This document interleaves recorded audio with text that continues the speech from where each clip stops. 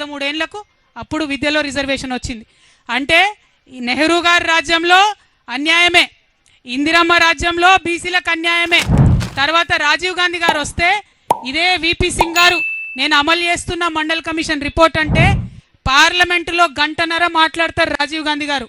మాట్లాడి ఏమంటారు, బీసీలకు రిజర్వేషన్లు ఇస్తే ఈ దేశం విచ్ఛిన్నం అయిపోతుందని చెప్పి ఆనాడు రాజీవ్ గాంధీ గారు మాట్లాడినరు. ఇది చరిత్ర కాదని లేని వాస్తవం, ఇది తప్ప అని నేను కాంగ్రెస్ వాళ్ళని వాళ్ళు అడుగుతా ఉన్నా. ఆ తర్వాత 2006లో విద్యలో వచ్చింది రిజర్వేషన్. ఇక కొట్లాడంగా మరి సోనియమ్మ రాజ్యం వచ్చింది. సోనియమ్మ రాజ్యంలో 2011లో కులగణన చేస్తామని చెప్పి మొదలుపెట్టిండ్రు. 4500 కోట్ల రూపాయలు ఖర్చు పెట్టిండ్రు, కులగణన చేసిండ్రు. కానీ ఆ రిపోర్ట్ మాత్రం ఇంతవరకు బయట పెట్టలే. ఎందుకోసం భయం, మనం ఎంతమంది ఉన్నామో తెలిస్తే అంత వాటా ఇవ్వాల్సి వస్తుందని భయం తప్పితే ఇంకొకటి ఏమీ లేదు. 4500 కోట్లు ఖర్చు పెట్టి సోనియమ్మ రిపోర్ట్ ఇవ్వకుండానే వెళ్ళిపోయింది.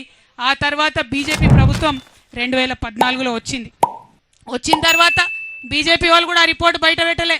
బయట పెట్టకుండా ఇప్పుడు ఏమంటారు, బాజాప్తా ఓపెన్గా చెప్తున్నారు బీజేపీ నాయకులు, మేము కులగణనకు వ్యతిరేకం, మేము కులగణన చెయ్యము అని చెప్తా ఉన్నారు ఇవాళ.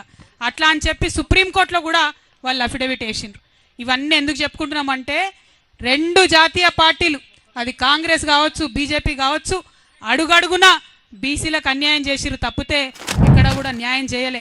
ఇవాళ నేను ఇప్పుడు చెప్పినటువంటి విషయాలన్నీ ఏ ఒక్కటి అవాస్తవమైనా నేను రాజకీయాల్లోంచి శాశ్వతంగా తప్పుకుంటానని చెప్పి ఛాలెంజ్ చేస్తా ఉన్నా కాంగ్రెస్ పార్టీకి, బీజేపీ పార్టీకి. నేను కరెక్ట్ మాట్లాడుతా ఉన్నా, న్యాయబద్ధంగా మాట్లాడుతా ఉన్నా, ధర్మబద్ధంగా మాట్లాడుతా ఉన్నా. ఎవరన్నా ఈ భారతదేశంలో బీసీలకు న్యాయం చేసిరంటే అది కేవలం ప్రాంతీయ పార్టీలు మాత్రమే. పైన మమతా బెనర్జీ దగ్గర నుంచి మొదలు పెట్టుకుంటే నవీన్ పట్నాయక్ గారు కావచ్చు, శరద్ పవార్ గారు కావచ్చు, ఏఐడిఎంకే కావచ్చు, డిఎంకే కావచ్చు, ప్రతి ఒక్క చోట మీరు ఎక్కడ చూసినా మన కేసీఆర్ గారు కావచ్చు, ఎన్టీఆర్ గారు కావచ్చు, కేవలం బీసీలకు న్యాయం చేసిందంటే ప్రాంతీయ పార్టీలు మాత్రమే న్యాయం చేసినాయన్న. 10 సంవత్సరాల అధికారంలో ఉండి బీసీలకు సంబంధించి ఎన్నడూ కూడా ప్రశ్న ఊసెత్తని వాళ్ళు, రాజ్యాంగబద్ధంగా బలైన వర్గాలకు అవకాశం ఉండి రాజకీయ అధికారం ఉన్నప్పుడు న్యాయం చేయనోళ్ళు, సంస్థాగతంగా బలైన వర్గాలకు అవకాశం ఇయ్యనోళ్ళు, సామెతగా దయ్యాలు వేదాలు వల్లించినట్టు ఇలా వేదికలు పెట్టి బలహీన వర్గాల గురించి మాట్లాడుతుంటే ఒకవైపు ఆశ్చర్యం అవుతా ఉంది, మరొక వైపు బలహీన వర్గాల గొంతెత్తుకున్నందుకు అభినందనలు కూడా చెప్తాను. అట్లీస్ట్ ఆఖరికి అధికారం దిగినాకనన్నా మత్తు దిగితే మస్తుగా యాదికొస్తాయి అన్నట్టుగా ఆ అధికారం దిగినాక బీసీలు యాదికొస్తా ఉన్నారు. వాళ్లకు ముఖ్యంగా సోదరి కవిత గారికి అభినందనలు. మీ పార్టీల ప్రభుత్వాన్ని అడిగే ముందు తెలంగాణ రాష్ట్ర సమితి ఎలియాస్ భారతీయ రాష్ట్ర సమితి మీ పార్టీలో ఉన్నటువంటి అధ్యక్ష పదవిని, కార్యనిర్వాహక అధ్యక్ష పదవిని, శాసనసభ పక్ష నాయకుడిని 3 పదవులల్లా ఒకటి ఉంచుకొని, ఒకటి బీసీలకు, ఒకటి ఎస్సీలకు, ఉపసభా నాయకత్వం ఒకటి మైనారిటీలకు, ఇలా అవకాశం ఇచ్చి మీ నిబద్ధతను చాటుకొని ప్రభుత్వాన్ని ప్రశ్నించే అవకాశాన్ని తీసుకోమని కోరుతా ఉన్నా. సంస్థాగతంగా బలైన వర్గాలకు అవకాశం ఇయ్యరు. ప్రభుత్వం అధికారంలో ఉన్నప్పుడు బలైన వర్గాలకు మరి ఉప ముఖ్యమంత్రి పదవి ఇవ్వలే.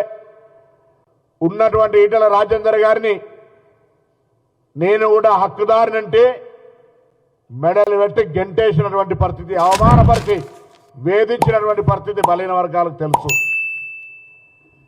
రాజకీయంగా బలహీన వర్గాలకు సంబంధించి మీ ప్రభుత్వం అధికారంలో ఉన్నప్పుడు పేద విద్యార్థులు చదువుకునేటువంటి పిల్లల మెస్ ఛార్జీలను కూడా 2004 నుంచి 14 వరకు కాంగ్రెస్ పార్టీ అధికారంలో ఉంటే గ్రీన్ ఛానల్ ద్వారా మెస్ బిల్లులను పేమెంట్ చేసేవాళ్ళం.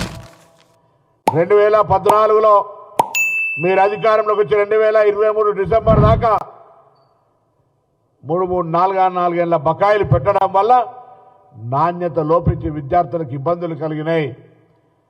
మళ్ళీ ప్రభుత్వాన్ని మేము కోరడమే కాదు, ప్రభుత్వం మెస్ ఛార్జీలను పెంచుతూనే మెస్ ఛార్జీలందరికీ కూడా ఆన్ టైం పేమెంట్లో చేయాలనేటువంటి నిర్ణయం తీసుకోవడం జరిగింది. అంతేకాదు ఇలా రాజకీయంగా కూడా మా దగ్గర ముఖ్యమంత్రి గారు